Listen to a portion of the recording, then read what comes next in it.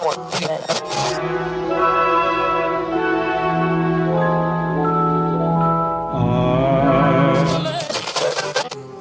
is for the stocking on the chimney wall.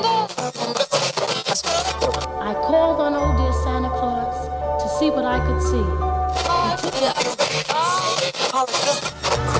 Waking up on Christmas morning hours before.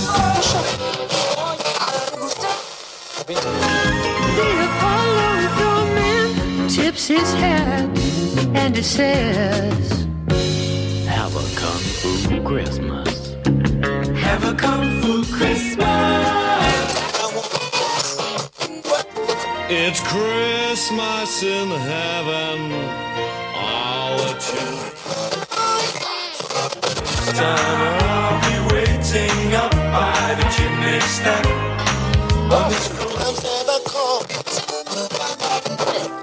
It was Christmas Day, and Daddy the car wiper hit the street junk sick and broke. And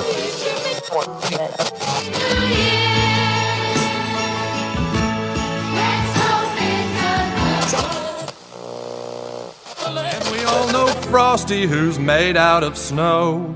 But all of those stories seem kind of gay. 'Cause we all smoking in the air.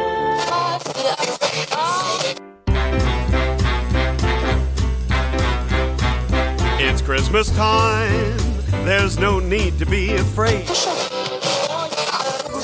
Wet, sad, weary faces, depressed and upset. But everybody, let us not forget, it's supposed to be Christmas time. It's the credit crunch Christmas, we'll all do our best. Poor old Santa Claus, he's been So many answers we may never know. Too many questions, get on with the show. No time for the chorus, only this verse. It's Kubrick's universe. Open the podcast doors, Hal. I'm just pressing buttons. Hey, everyone.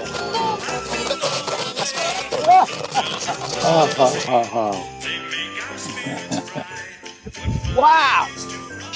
Boston, ringing bells wherever you go.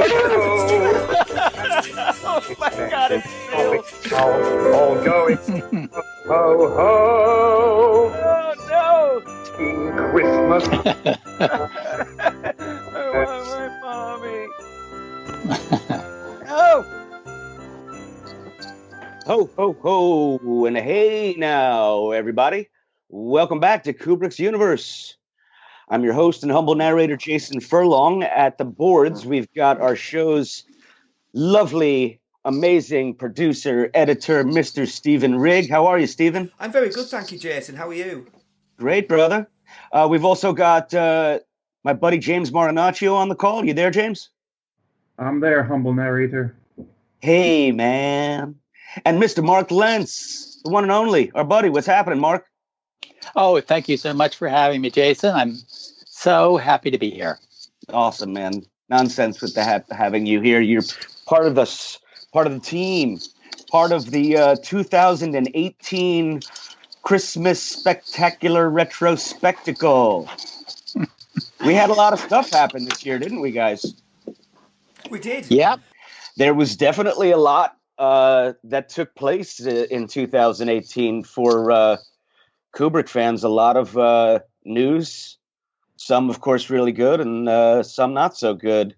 And we'll get to those, I guess, one at a time. I want to hear what you guys have to say and thought about each of them. I guess we'll go back just to the 11th of January when we did release our first episode, and that call had been recorded back in August of the beginning of August 2017, and we had Anthony Adler on the call, Mark and James, Maria Opam, Ian Roscoe was with us, and Scott Scheckman, and that was our first proper call.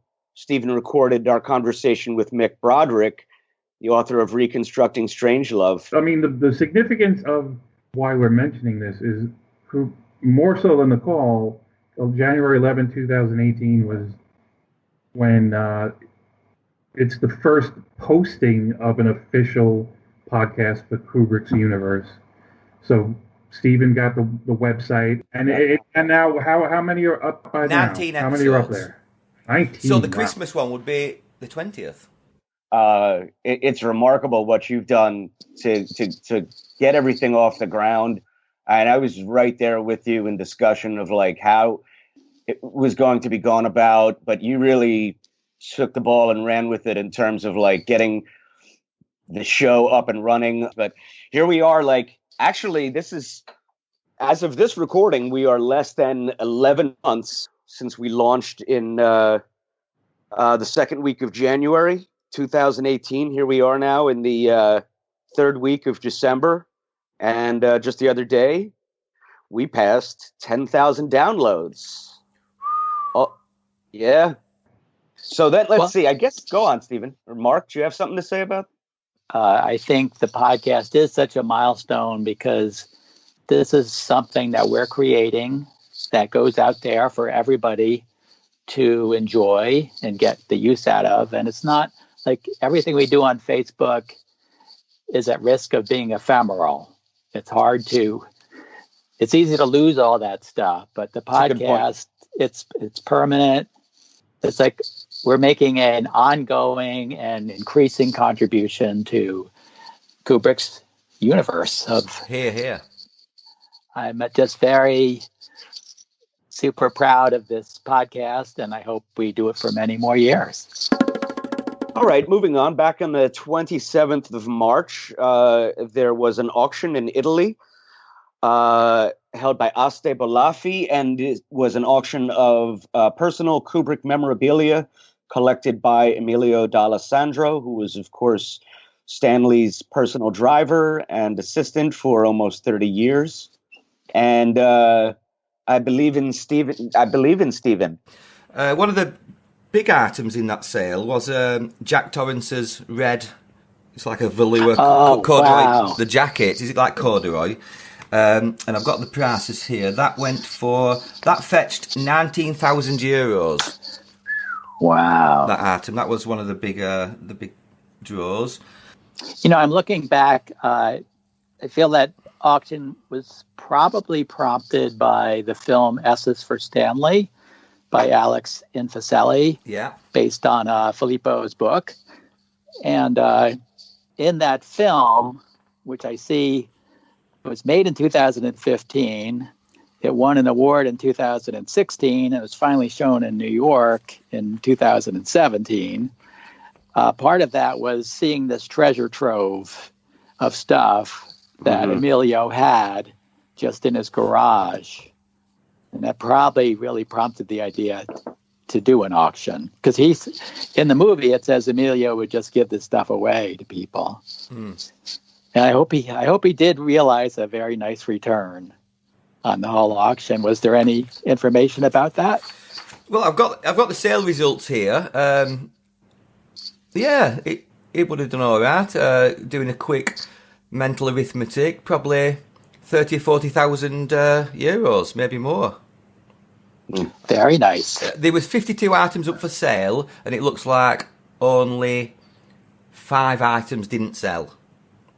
Do you remember the Full Metal Jacket green coat with Kubrick as on the breast? Yeah, that of course. That was a nice item, which is what Kubrick was wearing on set. Right. Wow! And that went for 10,000 euros. Silly. Yeah. I'll tell you a surprise that sold really well.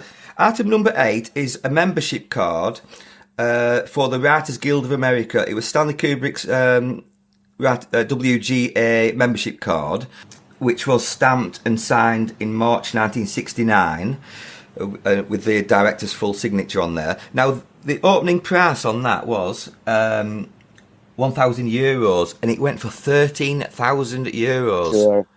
Wow. That's kind of a big deal, though. Yeah. His WGA card would be, something a museum would snatch up. Yeah, for sure.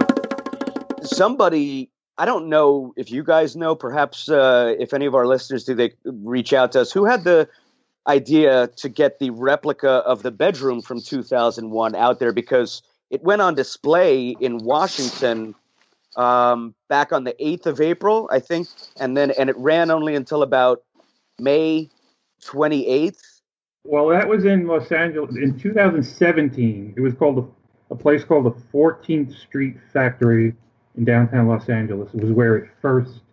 So Right. some guy, I don't know the name of the person, but somebody made an incredible replica of, the bedroom towards the end of 2001, or the human zoo, whatever. Yeah. With the lighted floor. It's really a good recreation, and it was on display in Los Angeles, and then he moved it was in Washington in 2018, and it's apparently in, what's the expression, in mothballs or whatever, and I think whoever it is has ideas of continuing to tour it somehow, but there's been a long delay. Probably not easy to find a place because you need a whole room. But there's several videos online of people going into it. You could just go to YouTube or Vimeo. And I remember you have to take your shoes off. You can only walk in socks. Right. But it looks really cool. I want to lighten things up and talk about death, if I may. Now, we lost Ermey, of course, this year, guys. That sucked. On April 15th. 74. It always sounds young to me now. I am Gunnery Sergeant Hartman, your senior drill instructor. From now on, you will speak only when spoken to. And the first and last words out of your filthy sewers will be, sir. Do you maggots understand that? Sir, yes, sir. Bullshit, I can't hear you. Sound off like you got a pair. Well, he died from complications related to pneumonia, right? Yeah, I believe so, yeah. No, Yes. but that was really, that came out of left field, and that was really sad. He had a great career.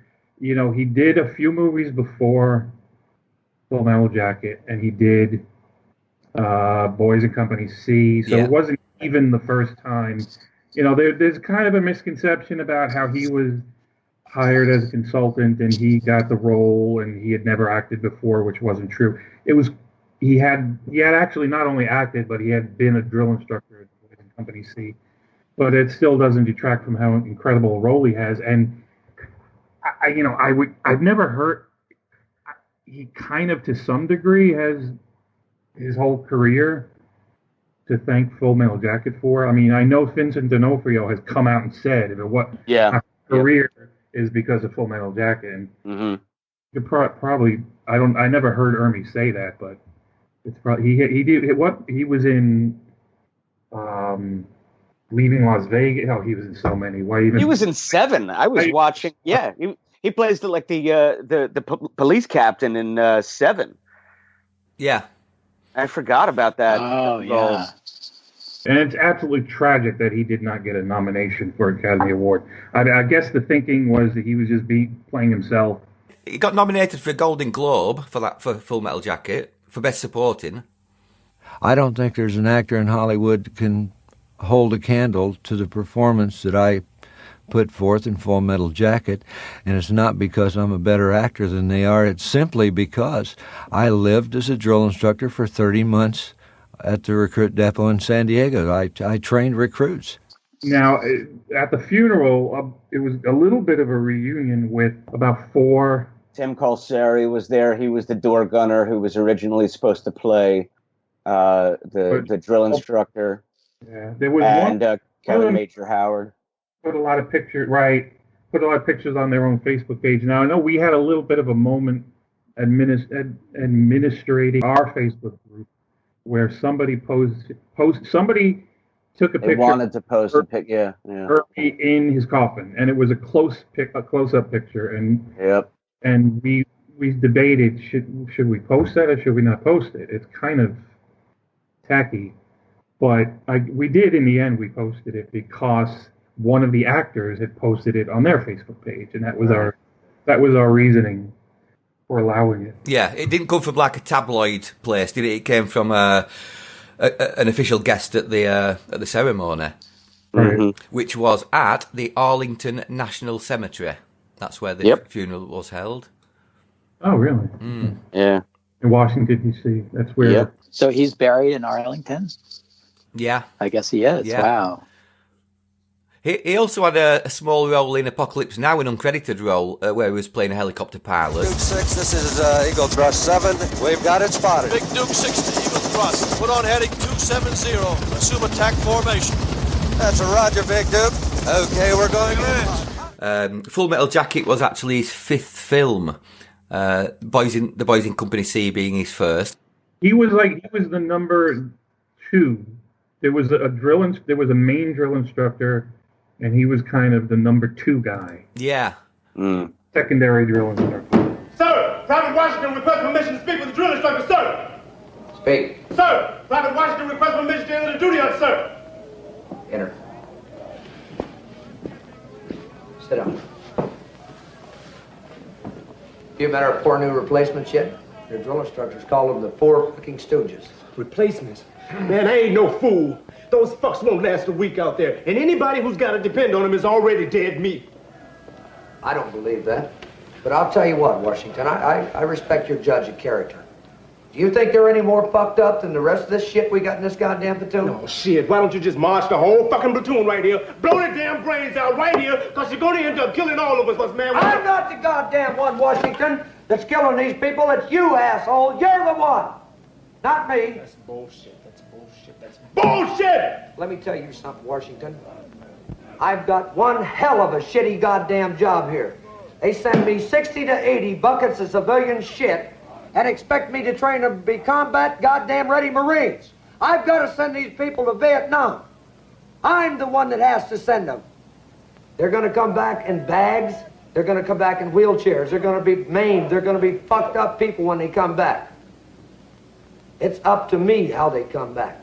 And you, asshole, Washington, you're not motivated. You're not motivated at all. You could fucking help me.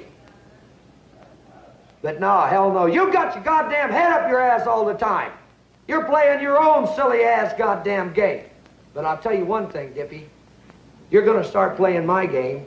Are you going to find yourself in combat in Vietnam, and you're going to have Charlie shooting at you from the front, and the 4 Stooges are going to be shooting at you from the rear. When I took the children to Disneyland Paris, they had a section of a section in the park which was a Toy Story. So they had various Toy Story rides. Now Arlie Ermey played Sarge in the Toy Story film. Oh right, the little plastic. The green soldiers. That's right. So at the Toy Story ride, instructions were given out to the children while they were queuing up by Sergeant Hartman.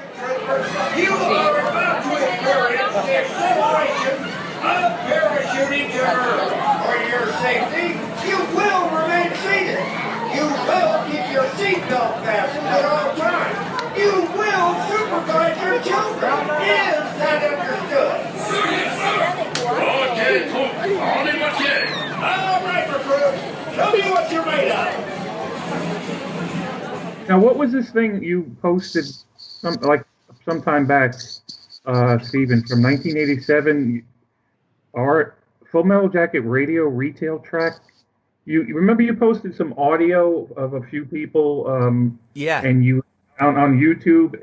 And it was just audio, so you had like a video of a tape recorder going around? Yeah. I basically got hold of, last year I think it was, I came across a reel-to-reel tape that said something like Full Metal Jacket UK radio slots or radio ads. So I got that tape. I didn't have a player to play. Got it converted onto a CD. Listen up, you maggots. This is Drill Instructor Gunnery Sergeant Hartman. You may have seen me in Stanley Kubrick's Full Metal Jacket.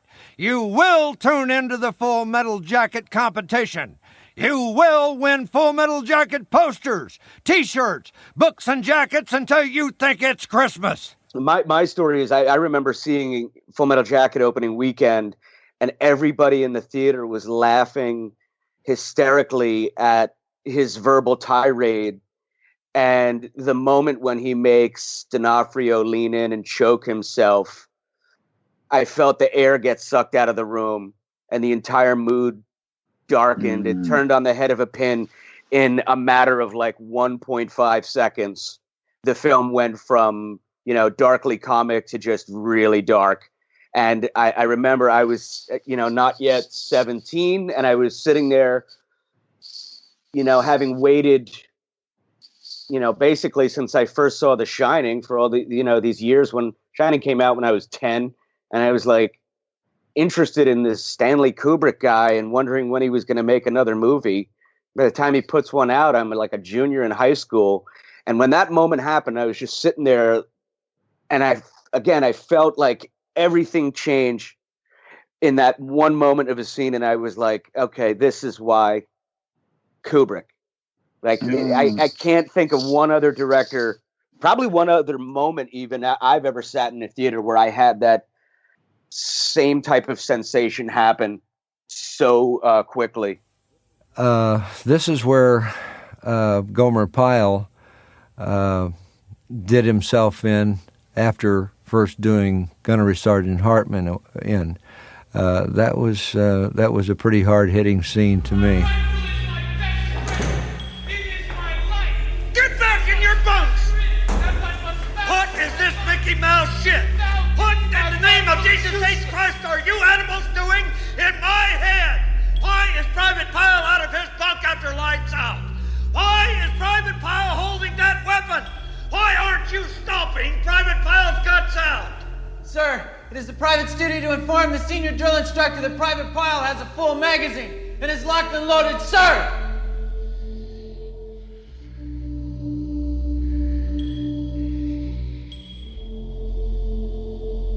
Now you listen to me, Private Pyle, and you listen good. I want that weapon, and I want it now. You will place that rifle on the deck at your feet and step back away from it.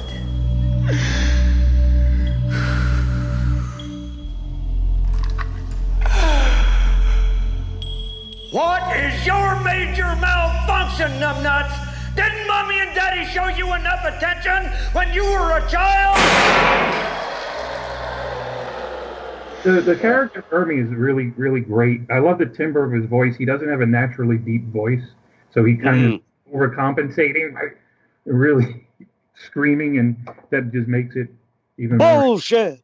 But in a way, it kind of there's something bad about it because there's a lot of people. I don't think the movie gets its due. It has a great pop culture following, but it didn't get it. It's like the film critics didn't like it that much.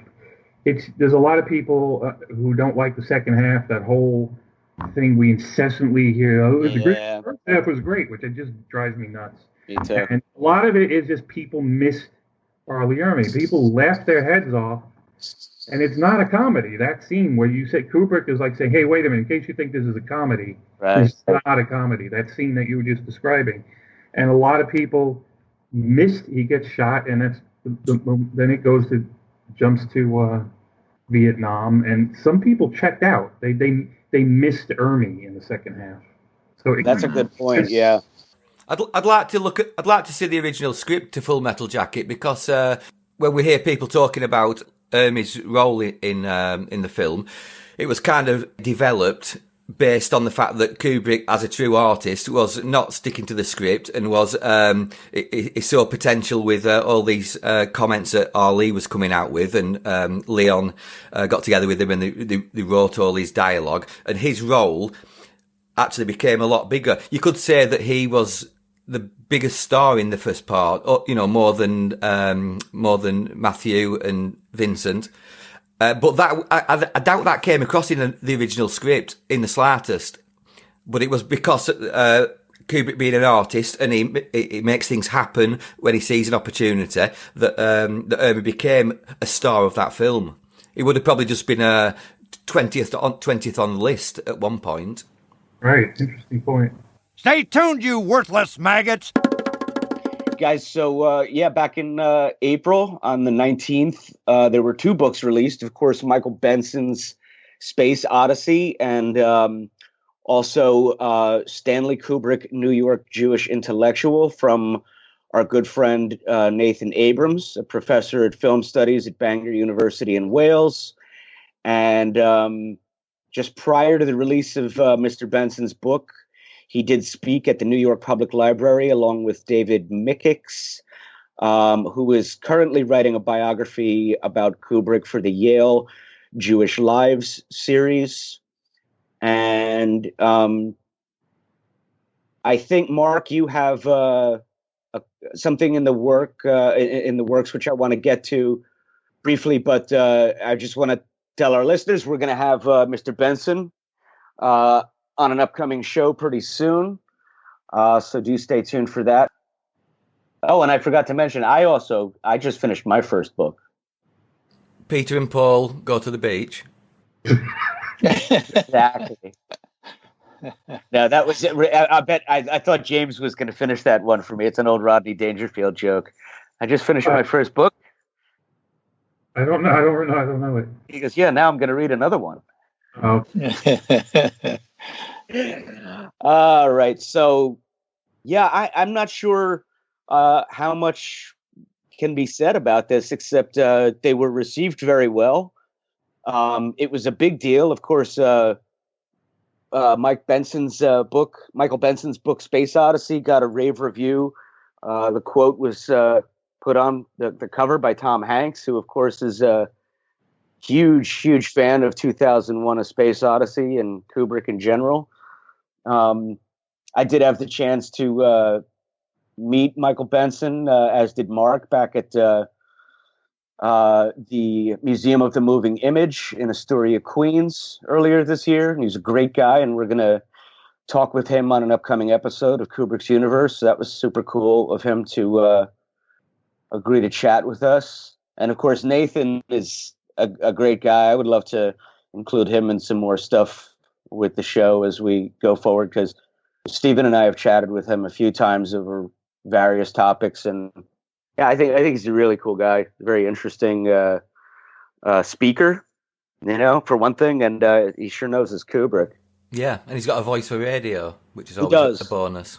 Yeah, he definitely does. He really, I like his book, and there was some difficulty in SKAS, if you guys recall. There were some people who were basically showing their true colors as being somewhat, or rather, anti-Semitic, if you will. And we actually had to shed a couple of members, not many, but there were a few people who were saying some rather nasty things about, Nathan's take on Kubrick as a New York Jewish intellectual. You guys remember that? Yeah. Sure. I think it was one person that ended up, they just couldn't, they just went on, and they were getting very, we don't like, the last thing we want to do is kick anyone out. Of course. Somebody was saying some really nasty things. Yeah, as I recall. But the reason I bring it up, I thought there were two. I don't remember more than two. I don't remember their names. I don't know for sure. But Nathan handled it. He handled himself so gracefully throughout that whole thing. And that's the only reason I bring it up. Because in kind of like singing the guy's praises in general, as I was trying to, I was really impressed by the way he handled that, because, look, he had a case to make. He backed it up with his points. His research a lot of it was done with countless hours spent at the archive and speaking with the family. And, and I remember when I messaged him, like, really admirable how you've handled yourself in that whole situation. And he just kind of sounded like, nothing I haven't had to do before. Yeah, I mean, the book came from the right place. He's made it quite clear that it's his take on it, and not everybody's going to see the same Jewish influences that Nathan brings up in the book. You either get it or you don't. And the thing with Nathan is, he's kind of said, "I'm not telling you this is a fact. I'm telling you this is my take on it," and that's so important to know that when you're going into a book like that. That's really interesting, and it's similar to what happened months later, which was partially on kind of in a way on our SKAS page, but it actually flowed into some actual, I guess they were newspaper articles. But anyway, Abrams got to that a little bit of a feud with Frederick Raphael. Freddie Raphael, yeah. Who gave a really scathing review of his book. And then Abrams had a follow-up, and then he had a follow-up to the follow-up. It was very, it was quite comical. I don't remember. Do you remember the details a little better than I do? Well, the fact that Nathan got an email off Raphael. In fact, let's just let Nathan tell the story. Well, all of these fans, that have been devouring your book, Stanley Kubrick, New York Jewish Intellectual, which was released earlier in 2018. We're going to ask a kind of generic question in terms of how the book has fared for you critically, rather, and in terms of sales. Are you pleased with it? Well, I'm extremely pleased with the reception it's got. Apart from a few naysayers, it's received really good reviews, and it's not even the academic journals yet. And I'm pleased with the reception it's got in kind of non-academic places, Village Voice and is one example. Yep. So yeah, I'm quite chuffed. I mean, I do go out on a limb a bit in terms of my interpretation. It's not a standard play it safe book. And I know some people get upset with the kind of spin I put on it, but fuck them. Stanley would have said, but sorry. I'm pleased that people can see what I'm trying to do in there, whether they agree with every line or not. I totally got it, and yeah. And I was really pleased with the hostile review from Frederick Raphael, because you know what? At least he read it, or some of it. Can he tell us a bit? Can you tell our listeners about that, or is that a bit? Well, it's out there, isn't it? It's in the public. Yeah, I mean, if you Google Frederick Raphael and Captain, He's No Captain in Commentary Magazine. Commentary Magazine is a right-wing Jewish magazine. Okay. And really, they shouldn't have asked Frederick Raphael to review it. He's got skin in the game, to quote Black Klansman.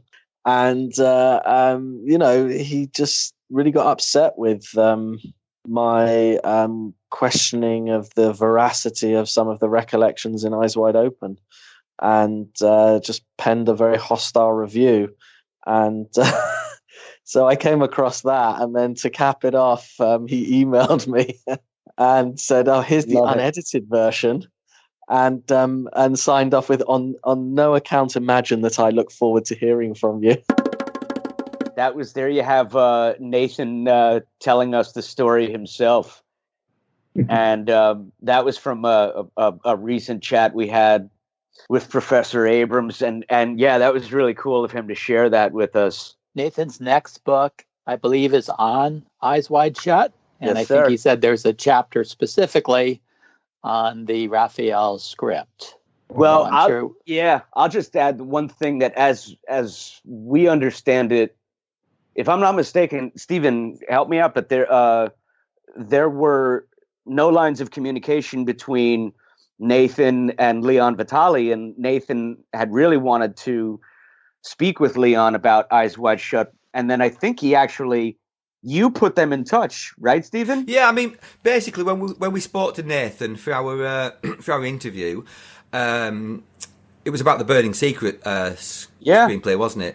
And we asked Nathan who he'd spoken to for Eyes Wide Shut, and he gives a big list of names, all the names that we know that's in the final credit roll.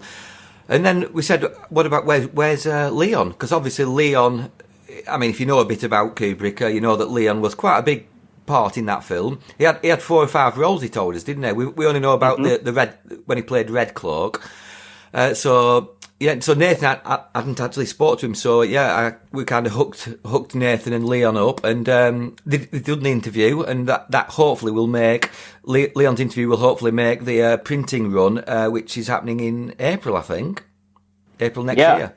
And we've also got an interview, a little segment of Nathan talking about that as well.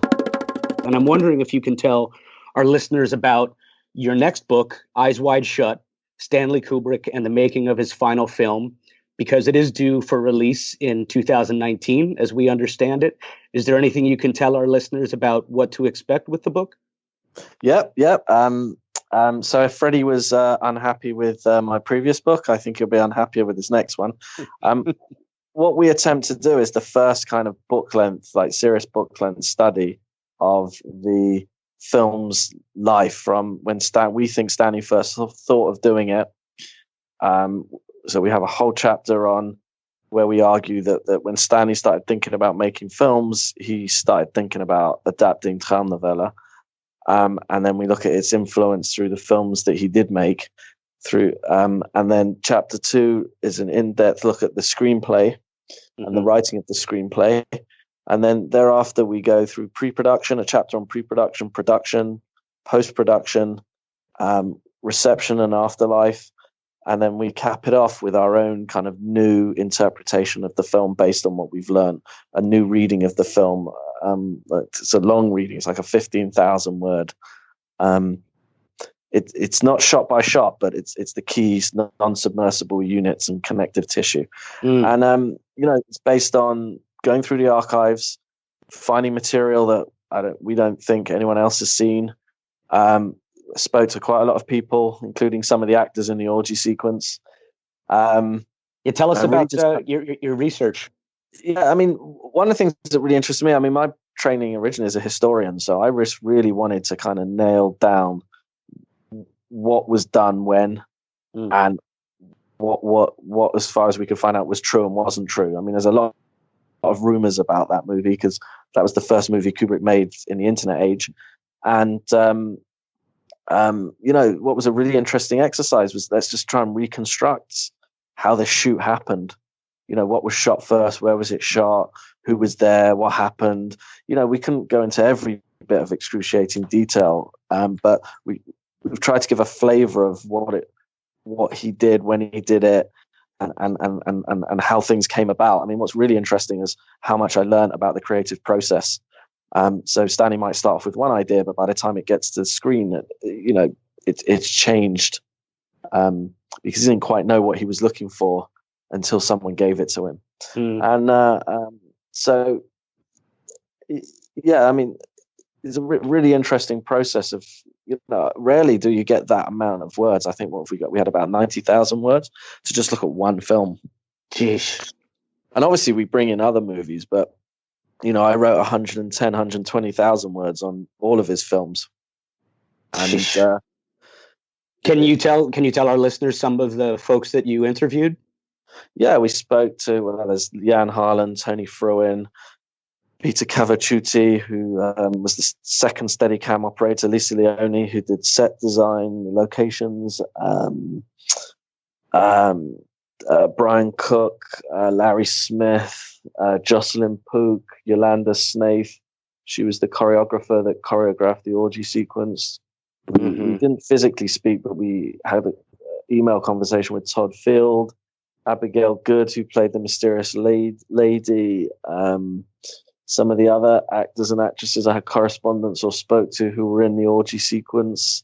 All in all, Julian Senior, Rick Sennett, Tim Everett, people who work for Warner Brothers. All in all, they're about Dominic Harlan. Jan's nephew plays the piano, did some photography. So all in all, he didn't do some photography. His brother who did the photography. We did about 20 original interviews. I mean, James B. Harris I spoke to again, his producing partner. Yeah, of course. When did you speak with him last? And what did you cover? I had a quick conversation. I spoke to him originally about Eyes Wide Shut, about Schnitzler and when he first thought he read it. And then I spoke to him about Burning Secret more recently, obviously to do with the discovery of the script to try and to verify it. So yeah, we did a lot of interviews and again went through those archives and went through boxes and I'm not sure other people have been through. So we found some material there, and hopefully what we've done is, for example, is clear up that endless debate of whether it was finished or not. What remained to be done. I think one of the chapters that will be of interest to the Stanley Kubrick Appreciation Society members is clearing up that debate of what remained to be done after Stanley died, and how substantively that changed the film. I mean, we don't think it substantively changed the film at all.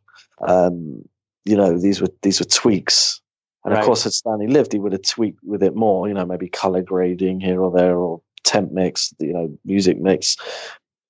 But there was nothing in the instructions that was left after his death that indicated, not instructions. He didn't quite, what was left to do after he died that indicated substantive narrative changes. I think hopefully we try and clear up that debate as far as we can, although there'll still be skeptics out there. So, it was an interesting project. Obviously, I co-wrote this with Robert Kolker, and, if you're familiar with Robert Kolker's work, he might be worth talking to. Robert has spent a lifetime studying film and has just an encyclopedic knowledge of the world of film. And, we had this nice kind of symbiotic relationship where, history and archives are kind of what I love. And he has this encyclopedic knowledge of film, and it blended really nicely. I think to produce a nice rounded appreciation. Yeah. And of course, the interesting thing about working with a co-author is you've got to back and forth, and you disagree over things, and you've got to find the middle ground between what you're saying, and you kind of challenge one another. Sure. So that it was an interesting process, and hopefully, I hope people will appreciate the result. At least, if it isn't perfect, that it will be the book I think people will have to go to for the in-depth take on Eyes Wide Shut. So, you have a ballpark time frame on its release date, Nathan? Yeah, I mean, we just pretty much copy editing it now. That's in so that will go back to the publisher. That will then get sent the proofs, which we'll do in the new year with the index. So we're looking at an April release. And hopefully we're going to be able to do some things around that. It was right after the call that you got on the case, as it were, and Nathan will probably, do everything short of move mountains to get the contributions from Leon into his book, even if it means he has to delay publishing. It sounded like he was that intent on getting his Leon's contributions, and it was just so cool to see that right after we spoke with Nathan about the Burning Secret discovery of that script, which we'll get to, and also the auction. But like, no sooner had we ended the call that you were like getting those two guys connected. Like, you deserve a lot of credit for making that happen, Stephen. The thing was, when we asked Nathan who he'd spoken to as contributors to the book, he spoke to obviously Jan Harlan, who was the producer on the film, Tony Fruin, long-time assistant. He spoke to James B. Harris, Brian Cook, who's, these are guys that have worked with Kubrick for 4 or 5 films. He spoke to Todd Field, who was one of the actors in the film. So it was reeling off this long list of names, Larry Smith, the cinematographer, and it was like, Leon's got to be in there, because I think Leon has probably got as much to say on Eyes Wide Shut as anyone has. So yeah, what a fantastic thing that they finally got together. Yeah. In a way, it was a big deal for us. Like, here we are making our little contributions, and that contribution on your part ended up being a pretty big deal. Yeah, I think so. Yeah. I'm really looking forward to that book, that Eyes Wide Shut book. I'm really looking forward to it. Definitely. Mm. What were you going to say? There'll be a movie on Eyes Wide Shut. Yes. By Tony Sierra next year. Yeah. Tentatively known as SK-13. SK-13. Oh, yes. Yes. Okay, so guys, also in the month of April, after we had those great books come out from Michael Benson and Nathan Abrams, on the 28th of April, of course, there was 2001: A Space Odyssey performed with live orchestra at the Royal Festival Hall, and the soundtrack was performed in real time by the Philharmonia Orchestra, conducted by André de Rider with the Philharmonia Voices. Ian Roscoe, Matt Melia, Nathan Abrams, and our very own Stephen Rigg were in attendance. Yeah, I went down to that event on the 28th of April this year, and I met for the first time some of our fellow SKAS mates, Ian, Matt, and Nathan. And I think Nathan's brother was there as well. Yeah, we were for something to eat and then went into the Royal Festival Hall in London.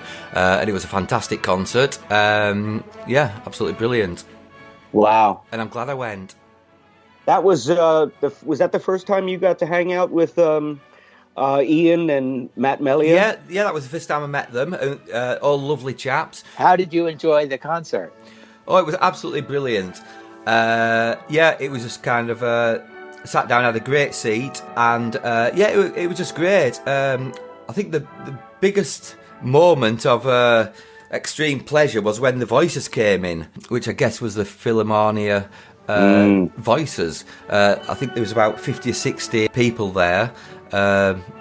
And their voices, recreating the voices from the original recordings, it was amazing. I mean, the whole music thing was, it must have been a 70-piece orchestra and about 50 in the choral section. Yeah, it was brilliant, absolutely great. It's hard to I find it hard to describe by words. It's one of those situations. I'm not the best at describing things or using words at the best of times, but something like that. All I will say is you should have been there. If I'm not mistaken, Mark, you got to see it when the film was screened at Lincoln Center in New York City, but that was later in the year in the middle of September, right? September 15th, was it? Yeah, so it's much later. First time I had ever heard it with live music, and it was awesome. Just like Stephen said, we were sitting way over to the right where all the basses were. And that just went right through you. Sure. That whole rumble. And then they had the Voices, which were also the highlight, up in the balcony from each side. So you're getting the stereophonic sound.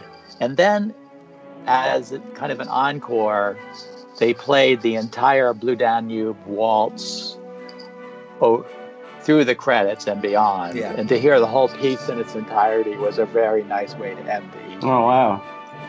So I just a little artistic license with the soundtrack that Kubrick chose to do the entire Blue Danube at the end. That's cool. I didn't know they did that. Joe Berger, the guy who did Barry Lyndon with live music, said they did it because there wasn't actually that much music in 2001 compared to a actual concert of classical music. So they wanted to add that in for the classical music fans. And while it's wonderful, it's just a very expensive experience to have because you're hiring 100 musicians in this great hall. But yeah, boy, there's no better way to experience a Kubrick movie than with a live orchestra. Agreed.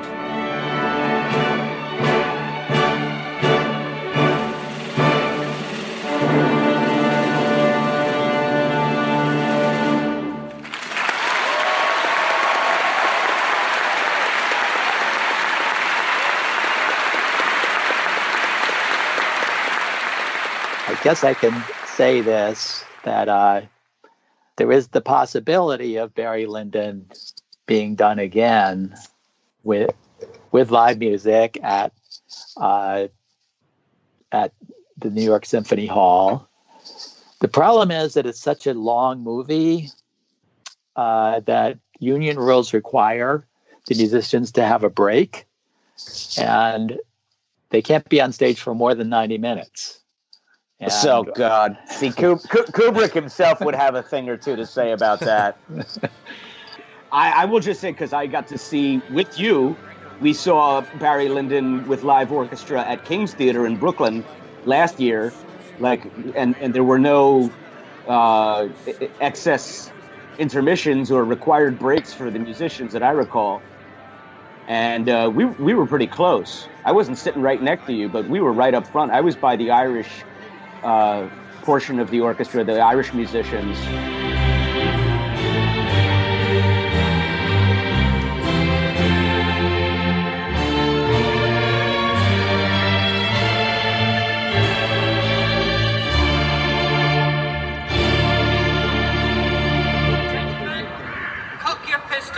No, nothing is definite yet, but I think actually if we do interview Joe at this time, which you have been pushing me to set something up, it might help him with publicity to kind of move things along. You offered that, and Mark and I re-upped at the Film Worker premiere at the Metrograph in May, and Joe was there for that. That was the first time I got to hang with him, and he is a really cool guy. I like Joe Berger a lot, just from my general vibe, like when we talked. Yes, and you got to meet... he's a music and a movie geek. I mean, it's my kind of people. You also got to meet, I think, Adam and Leon, right? All of that same... Adam. Yeah. And Leon, of course. Hey, and Tony Zierra took the pictures of... and Tony, yeah. Tony took the photos that went up in SKAS of me. That was in early May. We'll just get that little bit of news out of the way, because it's not really news. It's just something cool that I get to say happened to me this year. But yeah, you were there. That was a great night. It was a very pleasant, kind of like a warm night. It was a little early in the year to have such a nice warm night as that. Do you recall? Because we were just like hanging out on the sidewalk for a couple hours, and everybody that wanted to talk to Leon kind of came and went, and we were just there talking, and it ended up just being you, me, Adam, Tony, and of course Leon, and I think like maybe two other people were hanging outside the theater towards the end of the night, and we were just having a conversation. And that all comes about because of the podcast. It's a nexus. That's right. Oh my gosh. All right. Yeah, no, I will tell that story because that was awesome. It was thanks to you, Mark, because I think Tony had come over to us and said, "Did you enjoy the film?" And we were like, "Yes." And he introduced himself, and I just said, "Hi, I'm Jason." And then Mark goes, "This is Jason Furlong from the Kubrick's Universe podcast." And Tony Zierra, like, his eyes light up and he whips out his cell phone and he's like, "I've got every one of your episodes downloaded." And I was like, "What?" He's like, dude, that was all you. You made that moment happen. That was so cool of you. Yeah, I was very happy to be doing the introductions to these various people because I don't think everybody knew that everybody else was coming. Right. Well, Tony, again, to talk about just a cool, very down-to-earth person. I really enjoyed talking with him. And then, yeah, he took my cell phone and snapped those pictures of me and Leon basically chain smoking the night away back when I still smoked cigarettes, because I gave those up like a month later. Right. Is my only really amazing news of the year, but that was a really cool night. And then I guess it was, what was it, prior to that, where our friend James Lechner, who's a great guy and a SKAS member, huge 2001 fan and model maker professionally. He and I met up at the Comic-Con in Parsippany, where Keir DeLay and Dan Richter were. And that was the first time I got to meet Dan, but we had interviewed Dan in the end of 2017. And so it was cool to meet him. And I did get Keir to wish my mom a happy 70th birthday on a little recording he made for my phone. And we're going to still see if that iron's in the fire and try to get him to come on the show. But then on the 3rd of May, I want to hear from Mark, because I'm pretty sure he was at the opening of the exhibit at the Museum of the City of New York, which showcased Kubrick's early years as a staff photographer for Look magazine. And the exhibit is called Through a Different Lens. Due to popular demand, the museum has extended it until January 6th of 2019. So, Mark, tell us about when you got to be there the first time and what you saw. Well, I didn't have very high expectations for it because I had a book called, I think, Kubrick, Darkness and Light. And there are okay photos, but not when you compare them to really brilliant photographers. But I did love the approach that the museum took to this exhibition. They have thousands of his negatives, and they chose 300 of them to be in this exhibit. And they decided to curate them as to the things that Kubrick learned that later helped him into his career of being a director.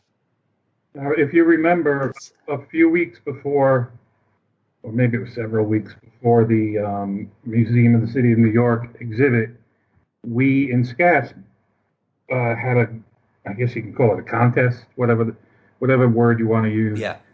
To pick our favorite or whatever, the best or a favorite Kubrick photograph. So we actually did like it was 2 weeks, I think. Do you remember this, right? Yeah, of course. Oh, yeah. Yeah. It was interactive, and we started with me going through thousands of pictures, and then we started with like 100 and it was a kind of a random number. It was like 115 that I nominated, and then we just put it up to vote, and we had several rounds. We first had, everybody choose top 10, and then we whittled it down. I don't remember exactly how it went, but the point is that it took a little. We got people involved, which is kind of hard to do, to get interactive things, especially ones that last a couple of weeks. And we had, I made pictures of the brackets, and then we had the final 16, and then we voted for the final 8. And we had no idea that this exhibit was coming up. As a matter of fact, it was announced while our little contest. That's correct. Yeah. Wow. And it was just this. Oh my God, we're in the middle of doing. And remember how we scrambled when we finished? We had Andrew Fritsch helped, and we put you and Andrew made the video. The video, and we wanted to get the museum to use it. But they didn't, and I can understand that they can make their own video. Who are we? But they got to know us later, that you guys can expand on. But that was an incredible coincidence, and we would like hurry up and we want to get them to use. We want to finish the video so they'll use it, but they didn't use it. I started out by just getting a camera and learning how to take pictures and learning how to print pictures and learning how to build a darkroom and learning how to do all the technical things and so on and so on, and then finally trying to find out how you could sell pictures and become would it be possible to be a professional photographer? And it was a case of, over a period of, say, from the age of 13 to 17, you might say, going through step by step by myself without anybody really helping me, the problem solving of becoming a photographer. I had developed myself as a photographer, and prior to graduating high school, I had sold 2 picture stories to Look. I sold them 2 picture stories and a photograph of a news dealer sitting on 170th Street in the Grand Concourse, right across 2 blocks away from Taft High School, with all the headlines saying Roosevelt, dies, or FDR dead. And he was sitting there looking depressed. And they liked this picture and used it in a whole series about Roosevelt, and it was sort of the final picture of the series. That I then backed into this fantastically good job at the age of 17. I was apprentice photographer for 6 months, and then I became a staff photographer, and I was there for 4 years.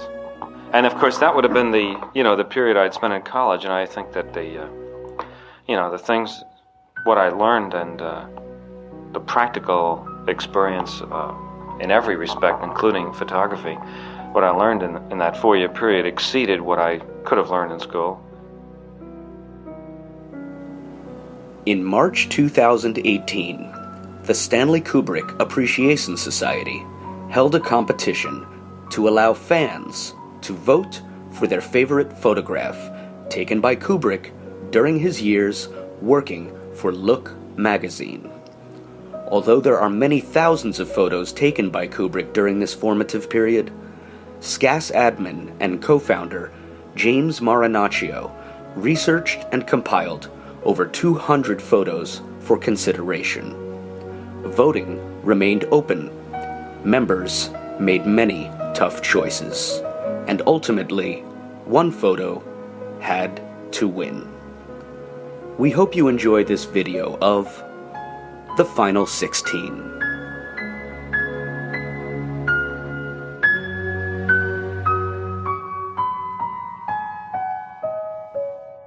But that was cool. And what was the winner? I don't remember. The gal on the librarian carrying the books down the staircase. Yeah. Right, was one of them, and there was a woman He took a shot of a woman walking away. Yeah, it was near Madison Square Garden. I think that made the last 2 or 3, didn't it? Maybe 3 or 4. Yep. And I remember looking through all those photographs. I didn't choose them, but he did a small. There were only like 3 or 4 photos, but he shot. He did not shot with a camera, not with a gun. He shot Alfred Hitchcock on a train. Yeah.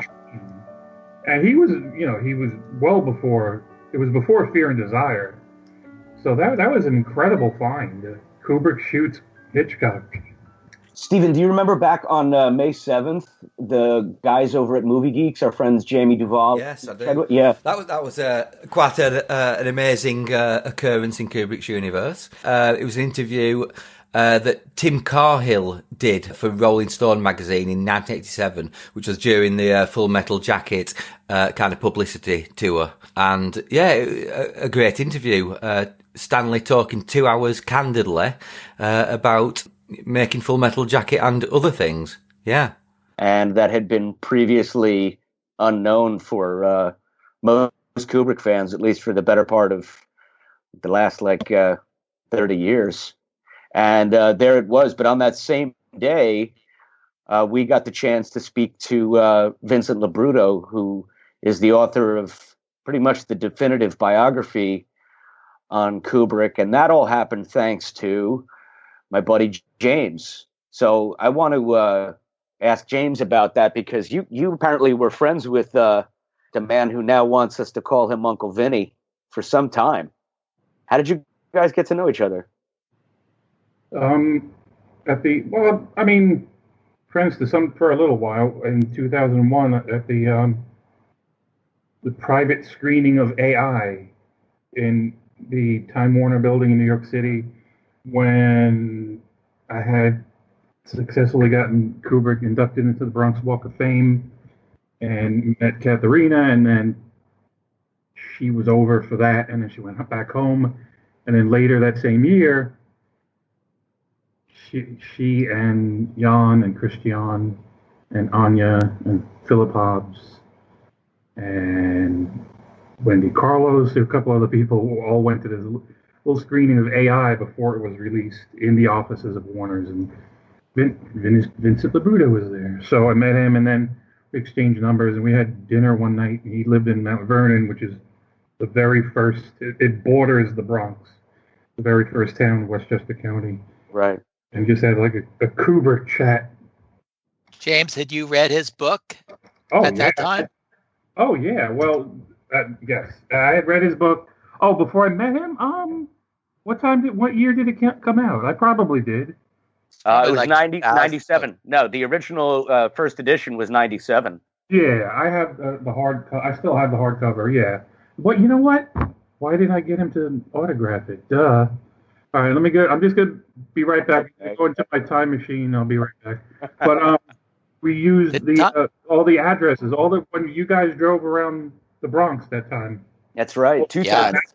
All those addresses came from his book. From Uncle Vinny's book. That's right. Is it Cousin Vinny or Uncle Vinny? Well, I started calling him Cousin Vinny from the movie. From the movie. I think I called him Uncle Vinny as a goof when we interviewed him, because he was just so casual, and he insisted on not being called even Vincent, let alone Mr. Labruto. He kept saying, please call me Vinny. Call me Vinny. And he's just got a real, genuine New York type of candor and ease of self. He is who he is. And there was a moment when I think I made a joke about, okay, Uncle Vinny, and it cracked him up, and he was like, oh, I like that. Well, then on the 13th of May, of course, the 71st International Cannes Film Festival was held at Palais de Festival in Cannes, and in attendance were Keir Delay, Katharina Kubrick, Jan Harlan, and Christopher Nolan, where they showed 2001: A Space Odyssey, the unrestored, aka the Nolan print version, but it was shown at Cannes in 2018. Again, it's pretty momentous year for all things Kubrick. I don't think Kubrick ever had a film shown at Cannes, and there was 2001, the 50th anniversary of the film. You guys remember when that news was hitting the interwebs? Yeah, Cool. it was kind of confusing. They marked it as the unrestored version, and we didn't know what they meant by that description. I still don't know what it means. Yeah, it's one of those things that did gin up some controversy as to what people thought of the Nolan print, quote unquote, because lots of Kubrick fans have very strong opinions one way or the other about that director. But I guess it's better to just talk about our impressions, because I know Mark saw it, and I got to see it twice this year. Mark, what was your impression when you saw the so-called unrestored version, and where did you see it? I saw it at the Village East, which is a very old theater, and it actually had a Jewish cornerstone, and I was wondering if Kubrick's grandfather might have gone to see a play there. It was originally a playhouse. The colors were awesome, but having gotten so used to digital, I was shocked by all the scratches and the dust, which had crept in over just a period, I think, one weekend. I saw it like 3 days after it came out. They also had to squeeze it a little to fit on that particular screen. But the sound was awesome. Afterwards, a number of people from SKAS saw that particular screening, and they went into one guy went into really detailed analysis of, he knew all the individual prints of 2001 that were in circulation, and I remember that. There's some very detailed critiques of what makes a good print. And the bottom line is it's still 2001, and no matter how you see it, it's still incredible. But I guess I would say I was disappointed in almost all of the screenings that I saw for different reasons, because they never were perfect. Like you want perfection. Yeah. In New York, it's more expensive to make a 70 millimeter print, is one thing I learned. And so everybody shares the same one print here on the East Coast. And that print was so brutal that at least now we have new prints to work with. And so as much as I complain, they were are a vast improvement over what was going around as a film print. The whole thing might be moot now that we're switching over to digital, but I'm glad that they made new prints. But I think what I realize is any print gets scratched up pretty quickly in real life. And, maybe these 70 millimeter projectors are even more prone to scratching and letting dust in. I saw it twice at the Museum of the Moving Image this year, and the first was when it had only been out for the first time I saw it was when it had only been out for a couple weeks or less. It wasn't like opening weekend, and the print was like Mark is saying, very scratchy and a lot of dust, and seemed like particulate matter kept flying by on the screen. And on the left-hand side, throughout the first couple of reels, there was a constant black line that ran vertically from the top to the bottom of the screen in every shot. And then I saw it again about a month later at the Museum of the Moving Image, and it had gotten even worse.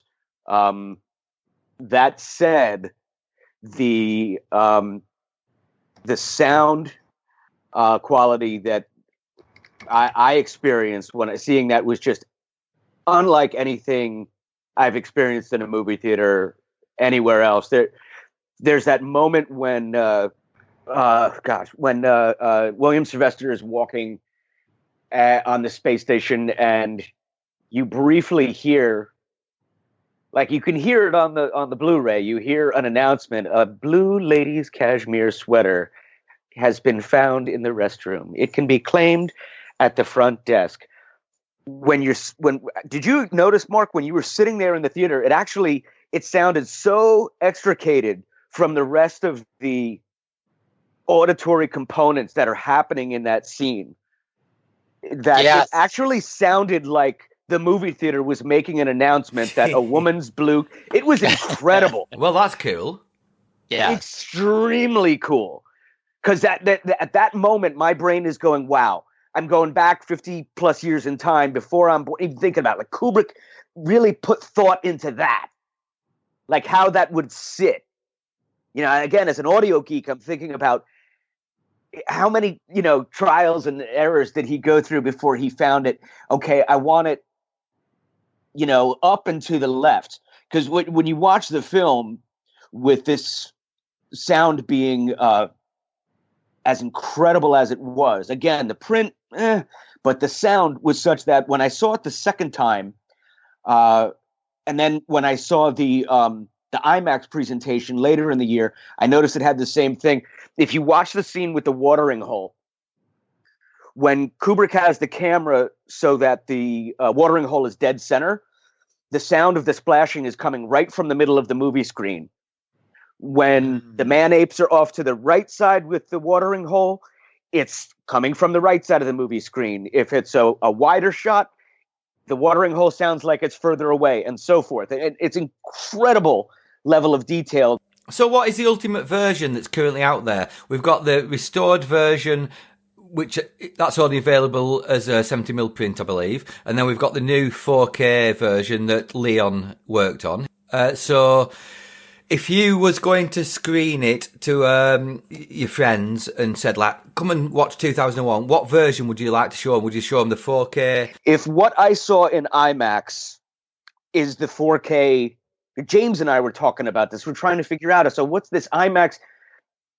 Is it basically the same print, transferred to an IMAX screen that Leon worked on and he talked with us about?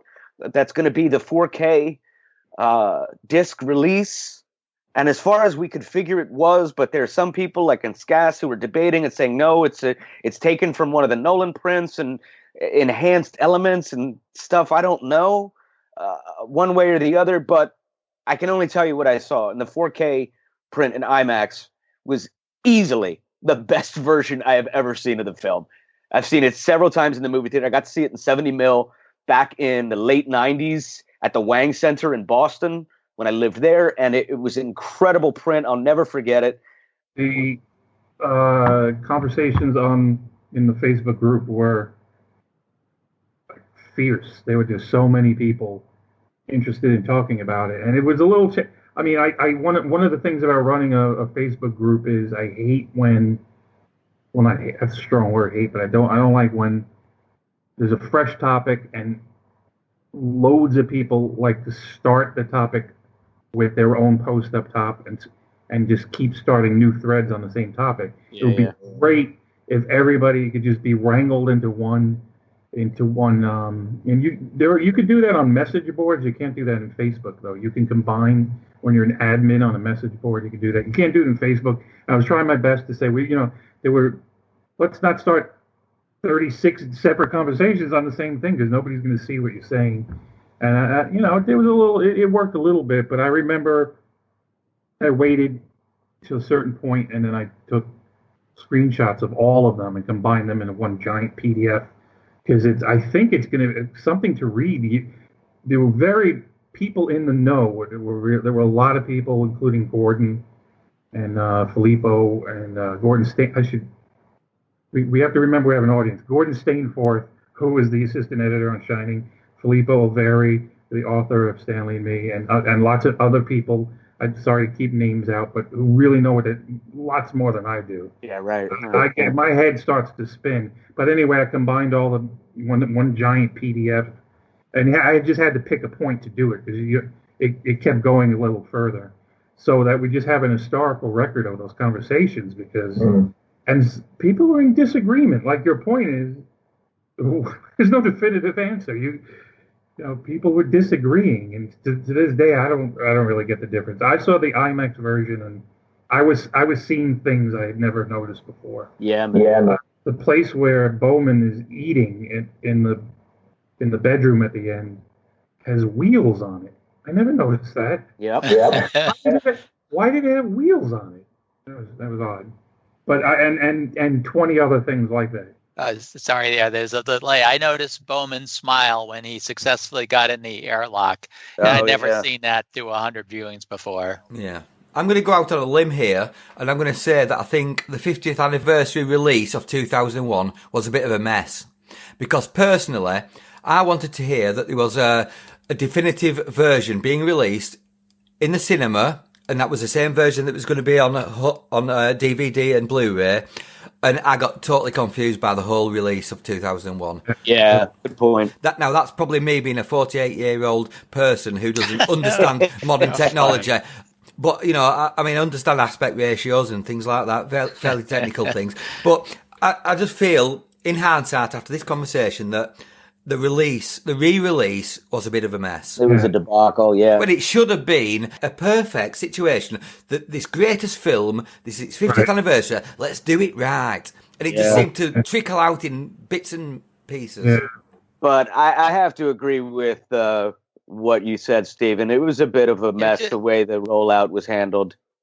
Just to finish up on the iMac, I saw it twice in one day at two different old IMAXs. And the first one, I don't know the technology, but I think the projector that decodes the data stream was behind the times. And so there was very sharp edges and artifacting.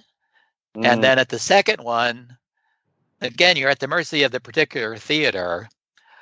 There was so much dust that got into the gate. It was ridiculous. It kind of ruined it for me. It couldn't have been as bad as the print of Barry Lyndon that we saw at Alamo Draft House in Yonkers. No, nothing could be that bad. You remember that, Mark? Yes. You can accept that to a certain degree because it's an old print and they're not re-releasing it. But, you know, right. Let's do things right. I mean, when like you said, the most important film of all time on the 50th anniversary of the release, and why would you botch the rollout? It was posted in the group by I forget whom that weekend that it was, a shocking bit of good news that a 50-year-old Kubrick film was outperforming the brand new releases from the generic Hollywood machine from that same weekend that the re-release occurred. In select theaters or something like that, or maybe it was in major markets. I forget. It wasn't across the board globally, but it was still. Continues with this release. Yeah. When is it coming? Is it coming? Is it not coming? People are. I know. Here we are, and they don't. I mean, the people who ordered it on Amazon early got their copies, and now. And I read something in SKAS yesterday that people are saying that the UK release of the 4K Blu-ray hasn't got any problems with it, but the rest of the world have got glitches in there or something. Get a Bush baby. Shall we move on? Yeah. Because I'm going to get really angry in a minute and smash everything up. Can I just say, I give Warner Brothers all the credit in the world for how much they supported Stanley while he was making films, but it just shows without Stanley and Leon there supervising the release how messed up it gets. Such a shame. Well, when we spoke with Leon earlier this year, I was pretty sure that he did say that he was brought on board to help do the color timing correction and oversee the transfer to 4K for this release that came out. So logically, when people were discussing the IMAX release, this print that was going to be an IMAX, and they were saying, oh, it's definitely not the Nolan print.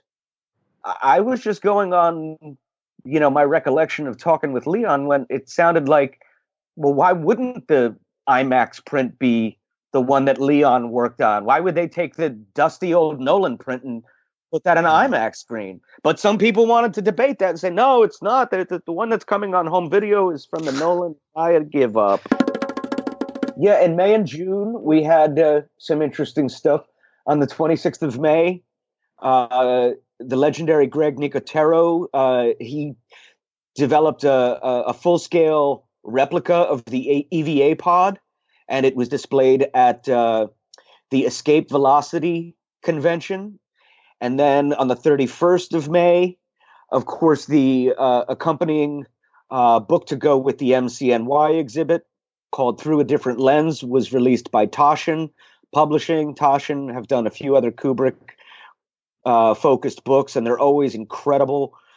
And then there were two really cool events in June. We had the Banger Symposium, hosted by Nathan Abrams.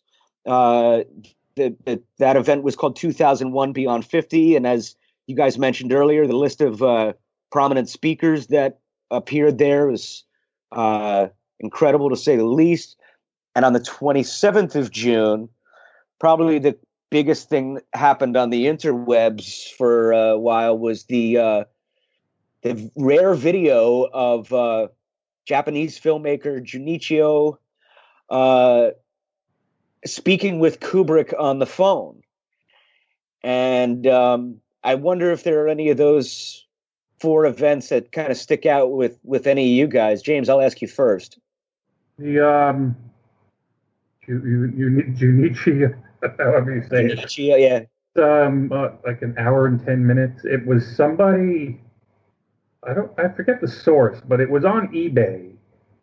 And like a year ago maybe, or somebody was selling it, and I think Bob Falfa, who was in our group, was telling me on the side how he was aware of it, and either he bought a copy or he saw the it being sold on eBay a while ago. But basically what I'm getting at is whoever was selling it on eBay at some point said, I'm done with that. Now I'm just going to put it up on YouTube. The quality is really good, and it's just a behind the scenes insightful. It's really unique, and the group, when that happened, the group blew up. Yeah, people were going crazy about it. Yeah, there was no warning.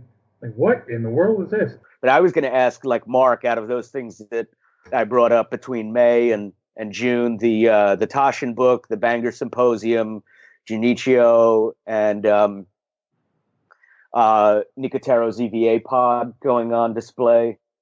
You have Yes, I'm loving the Bangor Symposium on our podcast, and I think that's such an incredible panel that they got together in the third episode of our podcast, and about the MCNY photography exhibit. It was such a success that it may travel, so some other people may get to see it as an exhibition. But you really should get the book, the Taschen book, before it goes out of print, because these things do go out of print. In a way, it's better than the exhibition because it has a lot more photos. Mm-hmm. And it's easier to experience them all sitting down in your easy chair, as opposed to having to walk through the museum in a 2-hour session. It's really, and like every other Taschen book, the reproduction quality is excellent. Mark, is it quite a large book? Yeah, it is. Because I remember when you interviewed Sean Corcoran at the MCNY, he mentioned that there was a few photos that had been reproduced larger in the book than they were actually in the exhibition, which was interesting. That's true. It was actually easier to see it in the book than looking at the print on the wall for a lot of them. And like, you have to deal with glare in a museum, how they light the photos, and then with the crowds. You should still see it if it comes near you, but the book is great. I have to agree with that. That series, that 5-part series that Nathan was good enough to share with us and Stephen put together so brilliantly, that really stands on its own as a really cool contribution. And like we were saying earlier, the stuff that we are fortunate enough to kind of document for posterity, and we're bringing it. Yeah. And Stephen, tell us about what you did to make that happen. Well, it's nice to get these things together. I mean, I come from an age where I've always tried to document things. I talked my parents into buying a video camera in the early 80s so that they could go and film the family on holiday. But in fact, I took that camera from them and they never used it again because I've always been the kind of person who likes to document things, and that's been from when I've been a kid. So when I hear about these kind of events like the symposium at Bangor in June and Matt Melia's event, the Clockwork Symposium, I just think, right, a lot of people have gone out of their way to put this on, and generally the crowds at these events are not big. There might be 50 people in the audience, and these great events, and they should be captured. So I've been in a position where I could speak to the organisers of these events and say, look, is there any chance we can get a recording of these? And then, let's get these events recorded and listened to. Yeah. I think it's so important. It makes them so much more accessible to Kubrick fans to have it in one place. Yeah. Yeah. Yeah, it's a lot of fun too. I mean, like anything worth doing, it's work. It's a lot of work, but it's definitely a lot of fun. Like Stephen said when we first discussed the idea, it's like, we should only do this if we, enjoy it, if we get, good feelings out of doing it, if we find it fun. Because, Well, like another good reason to call it Kubrick's universe. It's constantly expanding. It feels spacious. Yes. There's all sorts of stuff in it. I like when I'm in Kubrick's universe. Yeah, it's like a 4-door sedan. And like Kubrick's releases, on the first release of our podcasts, no one's interested. It doesn't make any money, but in time it will. We do this because we love doing it, and because we all get along.